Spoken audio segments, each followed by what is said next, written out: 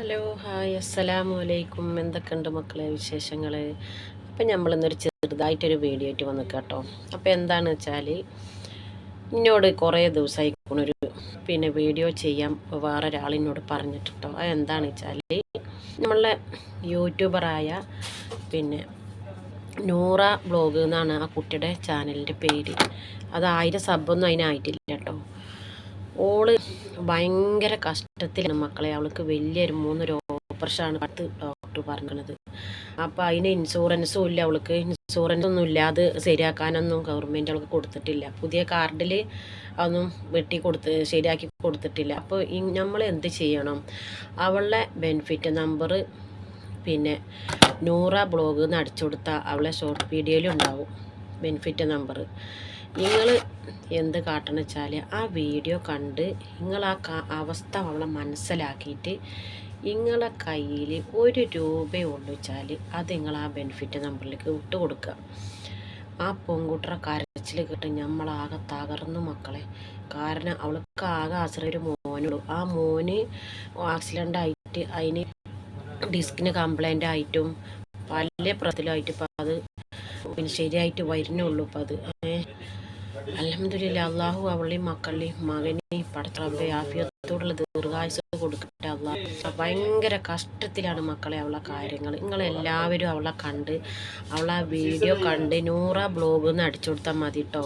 എനിക്ക് ഈ വീഡിയോയിൽ ഇത് ഇടാൻ അറിയണില്ല. പിന്നെ മറ്റൊരാളെ വീഡിയോ എടുത്തിട്ട് ഞാൻ ചെയ്യാൻ ഉദ്ദേശിക്കുന്നില്ല. കാരണം നമ്മൾ അവരെ പറ്റിയിട്ട് പറഞ്ഞാൽ മതിയല്ലോ. വീഡിയോ ഇങ്ങനെ മുന്നിലിട്ട് ഇങ്ങനെ ഇട്ടിട്ട് ഇങ്ങനെ നിൽക്കുക അതറിയില്ല.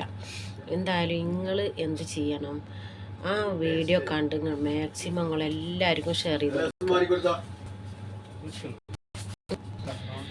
അപ്പോൾ എന്താ വെച്ചാൽ ഇതൊക്കെയാണ് മക്കളെ അവളുടെ അവസ്ഥ. അവളിപ്പോൾ ഇന്നലെ ഞാൻ അവൾക്ക് ഇന്ന് രാവിലെ വിളിച്ചിരുന്നു. ഇന്ന് വിളിച്ചു നോക്കുമ്പോൾ താത്ത ഞാനിവിടെയൊക്കെ എല്ലാവർക്കും ഞാൻ ആ വീഡിയോ ഷെയർ ചെയ്ത് കൊടുത്തിട്ടുണ്ട് കേട്ടോ. ഞാനെ കഴിയണ ഞാനും സഹായിക്കും. അവളൊരു പാവാണല്ലോ. അപ്പോൾ അവൾക്ക് ആരും ഒരു സഹായം ഇല്ലാന്ന് അവിടെ 4 പുറത്തേരും അവിടെ പഞ്ചായത്തേരോ അവളുടെ വാർഡിൽ മെമ്പറോ ഒന്നും അവൾക്കൊരു അനുകൂലമായിട്ട് ഇതുവരെ എത്തിയിട്ടില്ല. അപ്പോൾ വലിയൊരു ഓപ്പറേഷനാണ് പറഞ്ഞിരിക്കുന്നത് അവളെ മുന്നിൽ. ആ ഓപ്പറേഷൻ കഴിഞ്ഞാൽ അവൾ ശരിയായിട്ട് അവളെ അധികത്തെ ജീവിതത്തേക്ക് വരും. അതിന് നമ്മൾ എന്ത് ചെയ്യണം? നമ്മളാലെ കഴിയണത് 1 രൂപയെ നമ്മളെടുത്തുള്ളൂ വെച്ചാൽ ആ 1 രൂപ ഒരു 20 ആൾ കൊടുത്താലും 20 റുപ്യയില്ലേ. അങ്ങനെ 1 ഉറുപ്പ്യ അല്ലാത്തൊരു പാരും ഉണ്ടാവില്ലല്ലോ. എല്ലാവരും അങ്ങനെ നിങ്ങളൊന്ന് ചെയ്ത് അവളെ ഒന്ന് സപ്പോർട്ട് ചെയ്യട്ടോ. നമ്മൾ ഒരുപാട് പൈസ നമ്മളെടുത്ത് അവൾക്ക് കൊടുക്കാനായിട്ട് നമ്മളെ കയ്യിലുണ്ടാവില്ല. എല്ലാ പൈസയും നമ്മൾ എടുത്തിട്ട് മറ്റുള്ളവർക്ക് സഹായിക്കാം. കാരണം ഇങ്ങനത്തെ മക്കളെയൊക്കെ നമ്മൾ കണ്ടില്ല എന്ന് വെക്കാൻ പറ്റൂല. ഇത് ഒരാളിലത്തേക്കും അവള് വീഡിയോയിൽ ഇട്ടിട്ടുണ്ട്. അവളെ ജീവിത ചരിത്രം ഇട്ടിട്ടുണ്ട്. പക്ഷെ അത് ആരും കണ്ടിട്ടില്ല എന്നാണ്. ഇന്ത്യ അവളുടെയും വീഡിയോസൊന്നും അങ്ങനെ എവിടെയും പോയിട്ടില്ല. പക്ഷെ എന്നാലും ഇപ്പോൾ 10 ആൾക്കാർ കണ്ടാൽ 10 ആൾക്കാരൊന്നും ഷെയർ ചെയ്താൽ മതിയല്ലോ. നല്ലവരായ നാട്ടുകാരെ ഞാൻ നിങ്ങളോട് പറയാണ്, ആ പൊന്നു മോളെ എന്തായാലും നമുക്ക് രക്ഷപ്പെടുത്തണം. നിങ്ങളാലെ കഴിയണ 1 രൂപയെ കഴിവുള്ള ഒരു 5 രൂപയെ അത്ര ഞാൻ നിങ്ങളോട് ഉദ്ദേശിക്കുന്നുള്ളൂ. അവളുടെ നല്ല സന്മനസ്സുള്ള ആൾക്കാരൊന്ന് മുന്നിട്ടിറങ്ങി അവൾക്ക് വേണ്ടുന്ന സഹായങ്ങൾ ചെയ്തു കൊടുക്കുക. അതാ ആ കരച്ചിൽ കേട്ടാൽ മതി മക്കളെ. ഒരു ഇൻഷുറൻസിന് പോയി എല്ലാ ഓഫീസുകളും സ്ഥാപനങ്ങളും കയറി ഇറങ്ങി ഒരു കാർഡിൽ നിന്ന് തറവാട്ട് കാർഡിൽ നിന്ന് മറ്റേ കാർഡിലേക്ക് മാറ്റുമ്പോൾ അത് എന്തായാലും കിട്ടലുണ്ടാവില്ല. അതൊക്കെ പണ്ടായിരുന്നു. ഇതേപോലെ ഇക്കൊരു അനുഭവം വന്നതാണ്. ഞാൻ എൻ്റെ റേഷൻ കാർഡിൽ നിന്ന് ഇക്കാൻ്റെ റേഷൻ കാർഡിൽ നിന്ന് ഞാൻ പേര് വെട്ടി. അവിടെ എന്തായിരുന്നു അവർക്ക് ഇൻഷുറൻസ് ഉണ്ട്. അപ്പോൾ അതേപോലെ ഞാൻ എൻ്റെ വീട്ടിൽ നിന്ന് അവർക്കും ഉണ്ട് ഇൻഷുറൻസ്. അപ്പോൾ എനിക്കില്ല. അപ്പോൾ ഞാൻ എന്ത് ചെയ്തു? അതിന് കുറേ നടന്നു. ഞാൻ ഈ കളി ഞാൻ കളിച്ചതാണ്. ഈ പെൺകുട്ടിയുടെ അവസ്ഥ എനിക്കുന്നതാണ്. അതാണ് എനിക്ക് അത്രക്കും ഈ ഇല്ലാത്തവർക്കാണല്ലോ ഇപ്പോൾ ഈ ഗവൺമെൻറ് ഇങ്ങനെ ഈ ഇൻഷുറൻസ് പറഞ്ഞിരിക്കണത്. അതും ഇല്ലെങ്കിൽ പറയാത്തവർ പിന്നെ എന്ത് ചെയ്യും? അപ്പോൾ ഞാൻ പറഞ്ഞത് എന്താ വെച്ചാൽ നിങ്ങൾ എന്ത് ചെയ്യണം? ഞാൻ ഞാൻ പറഞ്ഞുതരാം. അങ്ങനെ ഞാൻ വില്ലേജിൽ പോയി പഞ്ചായത്തിൽ പോയി അപേക്ഷ കൊടുത്തു.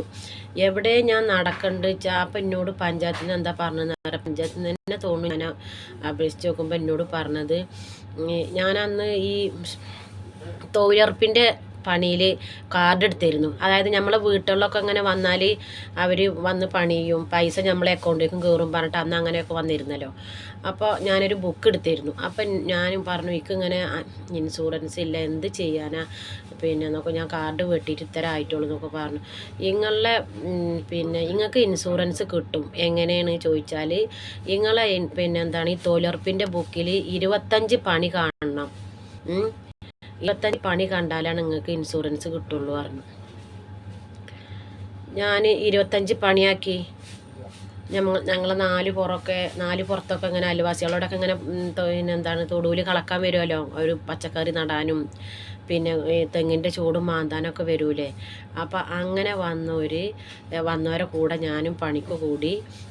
അവർക്ക് ചായ ഉണ്ടാക്കി കൊണ്ടുകൊടുത്തിട്ടു. അങ്ങനെ ഒരു ദിവസം പണി. അങ്ങനെ ഞങ്ങൾ നാട്ടിലത്തെ ഒരു വാർഡ് മെമ്പർ ഒരു സുനിത ഉണ്ടായിരുന്നു. ഈ ADF ആണ് അവൾ, ADS. അപ്പോൾ അവൾ ADSിലത്തെ അവളോട് ഞാൻ പറയും, ഇങ്ങനെ നമ്മളെ കാര്യങ്ങൾ ഇങ്ങനെ 25 പണി വേണം, എനിക്ക് ഇനിയും വിളിക്കണം കേട്ടോ. ഈ പറഞ്ഞു ഞാൻ പോകും. 4 പുറം പോയിട്ട് അങ്ങനെ 22 പണി ഞാൻ എൻ്റെ ബുക്കിലാക്കി. ഇങ്ങോട്ട് അത് സൈൻ ചെയ്തെടുത്തു. പഞ്ചായത്തിൽ നിന്ന് അവൾ തന്നെ സൈൻ ചെയ്ത് കൊടുത്തിട്ട് അവൾ അങ്ങോട്ട് അയച്ചു. അനദാസറിലേക്ക് പോയി അത് അയച്ചു. അങ്ങനെയാണ് ഈ ഇൻഷുറൻസ് കിട്ടാൻ കാരണം. ഇക്കും കിട്ടൂല എന്ന് പറഞ്ഞതാണ് ആരോഗ്യ ഇൻഷുറൻസ്. അപ്പോൾ ഈ പാവങ്ങൾക്കാണല്ലോ ഇപ്പോൾ ഇൻഷുറൻസ്. നമ്മളിപ്പോൾ ഈ പ്രവാസ ലോകത്ത് ഇപ്പോൾ വെറുതെ ഇരിക്കല്ലോ. നമ്മളിപ്പോൾ റൂമിലിരുന്നാലും 10-20 ആൾക്ക് മെസ്സ് പറഞ്ഞാൽ ചില്ലറയാണ്. നല്ലോണം പണി ഉണ്ടായിരുന്നു. നല്ല ബുദ്ധിമുട്ടുണ്ട്. അതിൻ്റെതായ ബുദ്ധിമുട്ടിക്ക് പൈസ കിട്ടുന്നതിനനുസരിച്ച് നമുക്ക് ബുദ്ധിമുട്ടുണ്ടാവും. എന്നാലും അൽഹംദുലില്ലാ മാഷാ അല്ലാഹ് ഞങ്ങൾക്കത് കിട്ടുന്നുണ്ടല്ലോ എന്ന് അൽഹംദുലില്ലാ. പുറത്തൊന്നും പോകാൻ നമുക്ക് മെസ്സ് നമ്മൾ റൂമിൽ ഇരിക്കുമ്പോൾ അതിനനുസരിച്ചുള്ള വരുമാനം കിട്ടുമ്പോൾ നല്ലത് തന്നെയാണല്ലോ. അപ്പോൾ അങ്ങനെയാണ് നമ്മളെ അവസ്ഥകൾ. അപ്പോൾ അതേപോലെ ഈ ഒരു പെൺകുട്ടി കുറേ നടന്നു, അവൾക്ക് കിട്ടിയിട്ടില്ല മക്കളെ, ഇൻഷുറൻസ് കിട്ടിയില്ല. അപ്പോൾ അവൾ ലാസ്റ്റാണ് ഇപ്പോൾ അവൾ സോഷ്യൽ മീഡിയയിൽ വന്നിട്ട് അവൾ ഈ യൂട്യൂബിൽ ഈ ചാനലിട്ടിട്ട് എല്ലാവരും മുന്നിലേക്ക് ഇതെത്തിക്കുന്നത്. പാവം അവൾക്ക് ഒരു ഭർത്താവില്ല, ഒരു ഉമ്മല്ല, ഒരു ഉമ്മ ഉണ്ടോയെന്നറിയില്ല, വാപ്പല്ല, അങ്ങനത്തെ ഒരു അവസ്ഥയിലാണ് അവൾ കഴിയുന്നത്. എന്തായാലും മക്കളെ, നിങ്ങൾ ഈ വീഡിയോ കാണുന്ന നിങ്ങൾ ഈ പരമാവധി ഇതൊന്ന് ഷെയർ ചെയ്ത് അവളെ സപ്പോർട്ട് ചെയ്യുക. 5 രൂപ എങ്ങളുള്ളൂ വെച്ചാൽ 5 റുപ്യ, 1 റുപ്യ പറഞ്ഞാൽ നമുക്ക് നാണക്കടാണ്. ഇപ്പോൾ 1 റുപ്യ എന്നൊക്കെ പറയുമ്പോൾ 5 രൂപ ഇവിടുത്തേക്കല്ല, 5 റുപ്യ നാട്ടിലത്തെ 100 റുപ്യോളം കൂടുതലുണ്ടാവും. ഓരോരുത്തരും ഒരു 50 റുപ്യ വെച്ചിട്ട് നിങ്ങൾ അവളെ ഗൂഗിൾ പേയുടെ നമ്പർ നൂറ ബ്ലോഗ് എന്ന് അടിച്ചു കൊടുത്താൽ വരും കേട്ടോ. അതിലുണ്ടാവും. ഞാൻ പറഞ്ഞതാ വെച്ചാൽ നിങ്ങൾ ഈ നൂറ ബ്ലോഗ് എന്ന് അടിച്ചു കൊടുത്ത് നോക്ക്. അവളെ എല്ലാ വീഡിയോസും നിങ്ങൾക്ക് കാണാൻ പറ്റും. ഇൻഷാ അല്ലാഹ് നിങ്ങൾ അവളെ സപ്പോർട്ട് ചെയ്യും മക്കളെ. ഒരിക്കലും അവളെ കൈ വിടരുത്. പാവാണ്, കരഞ്ഞിട്ട് ഒരാൾ സഹായത്തില്ല. ഞാനൊരു ദിവസം വിളിച്ച് നോക്കുമ്പോൾ ഫോൺ എടുക്കാൻ പറ്റില്ല, ഛർദ്ദിച്ചിട്ട്. ഞാൻ ഒരു യൂട്യൂബർ, എൻ്റെ ഒരു ഫ്രണ്ട് ഉണ്ട് മലപ്പുറത്തെ ഖദീജാത്ത അവരോട് നമ്പർ മേടിച്ചിട്ടാണ് ഞാൻ അവൾക്ക് വിളിച്ച് നോക്കുമ്പോൾ ഛർദ്ദിച്ച് ഒരു പാത്രം നിറച്ച് ഛർദ്ദിച്ചിരിക്കുന്നുണ്ട്. താത്തായിക്ക് വയ്യ വർത്തനം പറയാണ്ട് പോണു. ഇത് കൊണ്ടുപോയി കളയാണെങ്കിൽ ആരാ, ഒരു കുട്ടി ഒരു കുട്ടിയുള്ളൂ, ഒരു ആൺകുട്ടി. അത് സ്കൂൾ വിട്ട് വന്നിട്ട് വേണം ഞാൻ കൊണ്ടുപോയി കളയാൻ. അത്ര ഒരവസ്ഥ. ആരുമില്ല മക്കളെ. നമ്മൾ അടുത്തൊക്കെ വെച്ച് നമുക്ക് ആരെങ്കിലും എന്തെങ്കിലും സഹായിക്കും, ആരുമില്ല. നമ്മളില്ല, എൻ്റെ ആരുമല്ല ഓള് കേട്ടോ. ഓൾ ഇന്നങ്ങനെ യൂട്യൂബിൽ പരിചയപ്പെട്ടിട്ട് എനിക്ക് പാവം തോന്നി. അവളെ അവസ്ഥ മനസ്സിലാക്കിയിട്ട് അങ്ങനെ നമ്മളെ കുറേ ആൾക്കാർ കഷ്ടമുണ്ട്. പക്ഷെ അതൊന്നും ഞാൻ അറിയാണ്ട് പോവല്ലേ. ഇത് അറിഞ്ഞൊരു കാര്യമാണ്. കാരണം എനിക്ക് വീഡിയോ വിട്ടെന്നിട്ട് ആ വീഡിയോ ഞാൻ കണ്ടുനോക്കുമ്പോൾ എൻ്റെ മനസ്സ് തകർന്നു മക്കളെ. ഇന്നാലെ കഴിയുന്ന ഞാനോ സഹായിക്കും. നമ്മളിപ്പോൾ ഇത്ര ഞാൻ കൊടുത്തത് ഞാൻ പറയേണ്ട ആവശ്യമില്ലല്ലോ. എനിക്ക് ഗൂഗിൾ പേ ഉണ്ട്, ഞാൻ റെക്കോർഡ് പറഞ്ഞു, നിങ്ങൾ വിട്ട് കൊടുക്കണമെന്നും പറഞ്ഞിട്ടുണ്ട് ഇൻഷാ അല്ലാഹ്.